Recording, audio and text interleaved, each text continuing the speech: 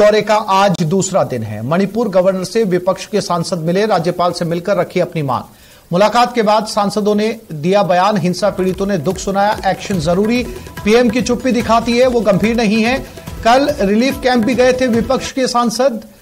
विपक्षी गठबंधन के 21 सांसदों का प्रतिनिधि मंडल 2 दिनों के मणिपुर दौरे पर है। दौरे के दूसरे दिन वो राज्य की गवर्नर अनुसुईया उइके से मिलने राजभवन पहुंचे। ये सांसद शनिवार को मणिपुर आए थे। मुलाकात के बाद 21 सांसद अपने हस्ताक्षर वाली एक चिट्ठी लिखी, जिसमें उन्होंने मांग की है कि राज्यपाल सरकार से कहे कि राज्य में हो रही हिंसा को लेकर जरूरी कदम उठाए जाए। विपक्षी सांसदों ने कहा कि इस मामले पर प्रधानमंत्री की चुप्पी दिखाती है कि वो गंभीर नहीं है। सांसदों ने शनिवार को चुरांचा चांदपुर के रिलीफ कैंप में हिंसा पीड़ितों से मुलाकात की। निर्वस्त्र घुमाई गई लड़कियों की मां से भी मुलाकात की। मां ने विपक्षी सांसदों से अपने बेटे और पति के शव देखने की बात कही। 4 मई को भीड़ ने थोंगबुल जिले में 3 महिलाओं को निर्वस्त्र कर घुमाया था। एक लड़की के भाई और पिता की हत्या कर दी गई। 19 जुलाई को मामले का वीडियो वायरल हुआ था। इसके बाद मामले में 7 आरोपियों को गिरफ्तार किया गया। केंद्र सरकार ने इस मामले की जांच सीबीआई को सौंप दी है।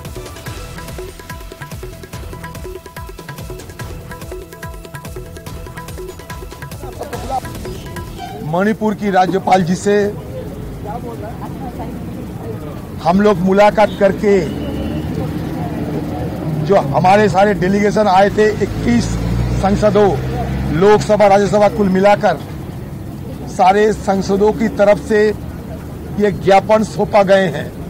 उन्होंने सहमत जताए, हमारी बात पे सहमत जताई खुद यहाँ के राज्यपाल साहिबा, और उन्होंने ये भी सलाह दिए हैं कि आप सब मिलके मणिपुर की कुकी हो, मेती हो, हर समुदाय की जो नेतागण है, ये नेतागणों से आप चर्चा कीजिए, बात कीजिए और कोई समाधान की रास्ता ढूंढिए। निश्चित तौर पर बहुत ही हम इस घटना को निंदा करते हैं और हम कांग्रेस पूरा विपक्ष उनके साथ खड़े हैं। उनको न्याय दिलाने के लिए आवाज उठाएंगे और पूरी रिपोर्ट सदन के पटल पर रखेंगे।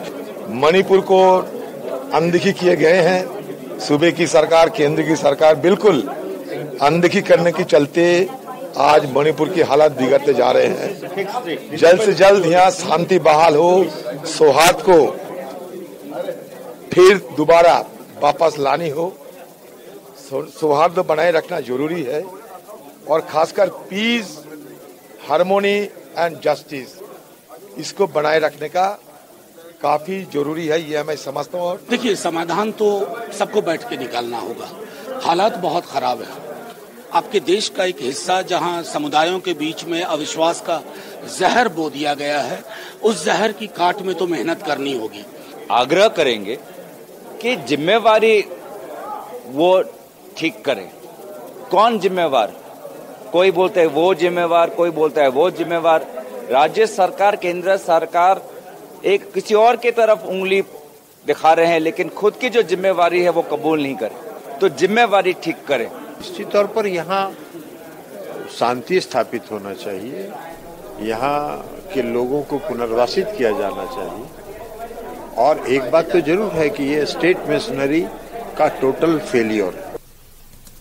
जम्मू कश्मीर के कुलगाम में आतंकियों ने आर्मी के एक जवान को अगवा कर लिया। 25 साल के इस जवान का नाम जावेद अहमद वानी है। आतंकियों ने शनिवार रात करीब 8 बजे उसकी गाड़ी से उसे किडनैप किया। कार में खून के निशान भी मिले हैं। वानी की पोस्टिंग लेह में है। जावेद के माता पिता ने आतंकियों से बेटे को छोड़ने की गुहार लगाई। वानी ईद पर छुट्टी मनाने घर गया था। शनिवार को वानी अपनी कार से चावलगाम जा रहा था। कई घंटों तक लापता रहने के बाद गांव के लोगों ने उसे ढूंढना शुरू किया। तलाशी के दौरान उसकी अनलॉक कार कुलगाम के पास ही प्राण हाल से बरामद की गई। कार से जवान की चप्पलें और खून के कतरे मिले हैं। सेना की एक टीम सर्च ऑपरेशन चला रही है। इलाके में नाकेबंदी कर दी गई है।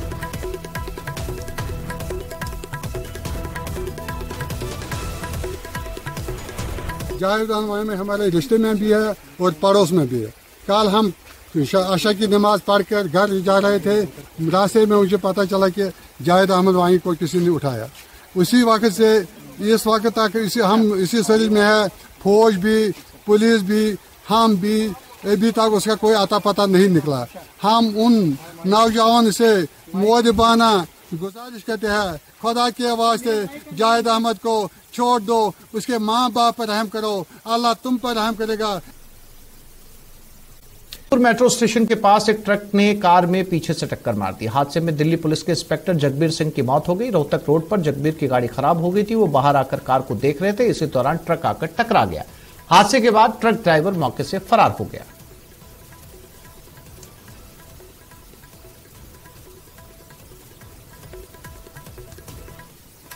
अयोध्या में रविवार सुबह NH-27 पर एक टैंकर में आग लग गई। देखते देखते टैंकर जल उठा। इसमें हाईवे पर भीषण जाम लग गया।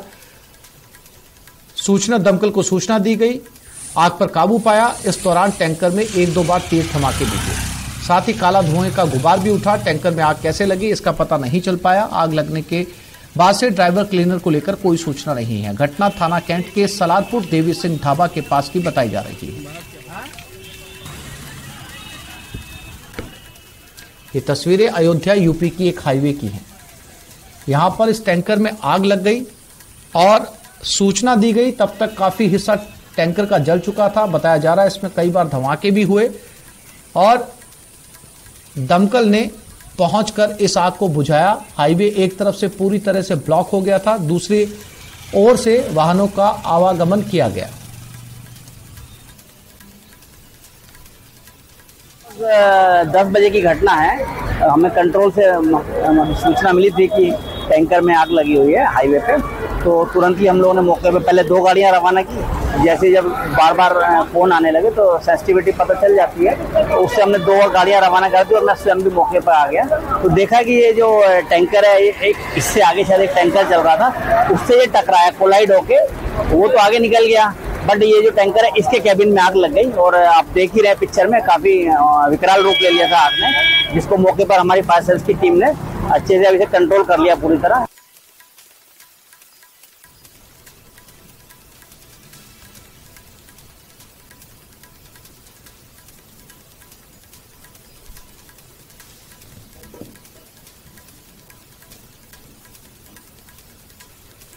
दिल्ली के उद्योग नगर इलाके की एक जूता फैक्ट्री में रविवार सुबह आग लग गई। दमकल विभाग की 13 गाड़ियां मौके पर पहुंची और आग पर काबू पा लिया। घटना में किसी के हताहत होने की सूचना नहीं है। अधिकारियों ने बताया कि अब तक आग लगने के कारणों का पता नहीं चल पाया है।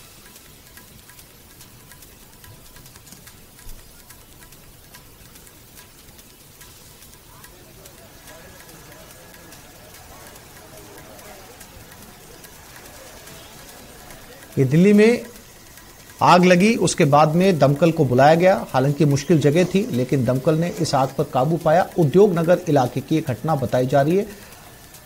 आग काफी फैल चुकी थी, इलाके में अफरा तफरी का माहौल था। धुएं का गुबार दूर से देखा जा सकता था। ये तस्वीरें भयानक आग की।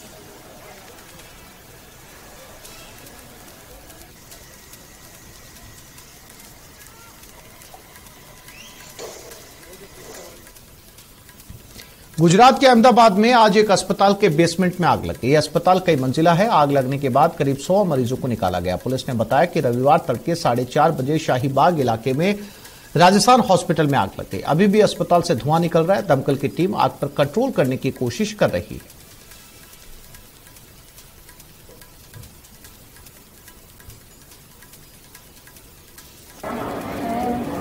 सुबह से 6:30 अराउंड से शाहीबाग, अहमदाबाद का जो शाहीबाग एरिया है, वहाँ पे राजस्थान हॉस्पिटल है। राजस्थान हॉस्पिटल के बेसमेंट में धुआं निकल रहा था और आगे का फायर का जो बनाव बना है, उसके संदर्भ में पुलिस के पास मैसेज आया था। पुलिस इमीडिएटली जगह है वहाँ पे पहुँच गई।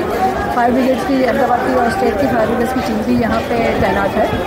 वो लोग कॉन्स्टेंटली कंट्रोल करने की ट्राई कर रहे हैं। पेशेंट्स जो हॉस्पिटल्स में है अराउंड 100, वो सभी को हमने मूव कर दिया है।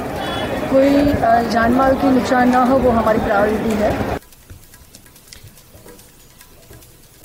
पश्चिम बंगाल के दक्षिण 24 परगना अंतर्गत मल्लिकापुर इलाके में प्लास्टिक बैग बनाने वाली फैक्ट्री में आग लग गई। आग लगने की सूचना दमकल विभाग को मिलने के बाद मौके पर दमकल की 15 गाड़ियां पहुंची।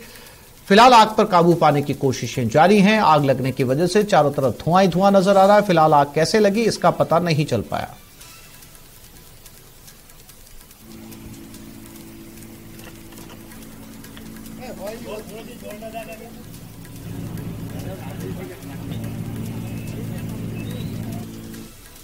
पीएम नरेंद्र मोदी ने आज मन की बात प्रोग्राम के जरिए देशवासियों से बात की। पीएम मोदी के मन की बात का ये 103वां एपिसोड है। प्रधानमंत्री मोदी ने कहा, कुछ समय पहले मैं एमपी के शहडोल गया था। वहां आदिवासी भाइयों से मुलाकात की।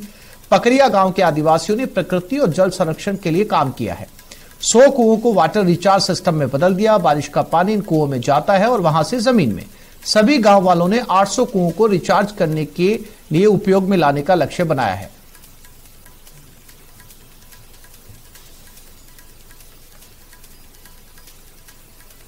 कुछ समय पहले मैं एमपी के शहडोल गया था। वहां मेरी मुलाकात पकरिया गांव के आदिवासी भाई बहनों से हुई थी। वहीं पर मेरी उनसे प्रकृति और पानी को बचाने के लिए भी चर्चा हुई थी। अभी मुझे पता चला है कि पकरिया गांव के आदिवासी भाई बहनों ने इसे लेकर काम भी शुरू कर दिया है। यहां प्रशासन की मदद से लोगों ने करीब 100 कुओं को वाटर रिचार्ज सिस्टम में बदल दिया है।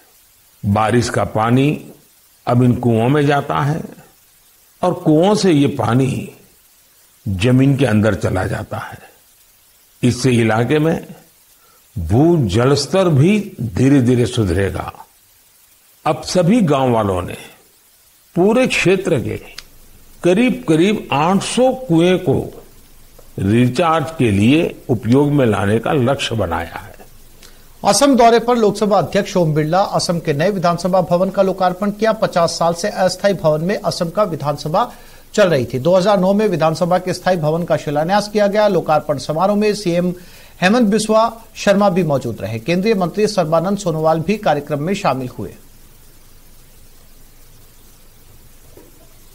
इस राज्य के लोकप्रिय मुख्यमंत्री श्री हेमंत बिस्वा जी को और विधानसभा के अध्यक्ष जी को धन्यवाद देता हूं, जिनके सक्षम नेतृत्व और मार्गदर्शन के कारण ये विधानसभा का भवन बहुत लंबे समय चलने के बाद, लेकिन जब निर्णय किया, जब फैसला किया, तो बहुत कम समय में इसका निर्माण भी हुआ।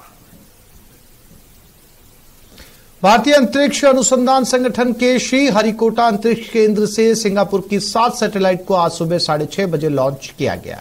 यह लॉन्चिंग 44.4 मीटर लंबे पीएसएलवी C-56 रॉकेट से की गई। पीएसएलवी की 58वीं उड़ान है। भेजे गए 7 सैटेलाइट में सबसे अहम 360 किलो का DSSAR सैटेलाइट है। DSSAR सैटेलाइट को सिंगापुर की रक्षा विज्ञान और प्रौद्योगिकी एजेंसी और सिंगापुर के ST इंजीनियरिंग के बीच साझेदारी के तहत डेवलप किया गया है। सिंगापुर सरकार की विभिन्न एजेंसियों की उपग्रह से प्राप्त होने वाली तस्वीरों संबंधी जरूरतों को पूरा करने के लिए इस उपग्रह का उपयोग किया जाएगा। DSSAR में इजराइल एरोस्पेस इंडस्ट्रीज के डेवलप किए गए सिंथेटिक अपर्चर रडार पेलोड है। Further activities on the PSLV stage after this, the PSLV 4 stage, which is currently in the orbit of the satellite, which is at almost 535 kilometer circular orbit in 5-degree inclination, that will be brought back to a lower orbit of 300 kilometers with an intent to have a lower lifespan of the stage being spent in the space. एक छोटे से break के लिए रुक रहे हैं, जल्द लौटेंगे।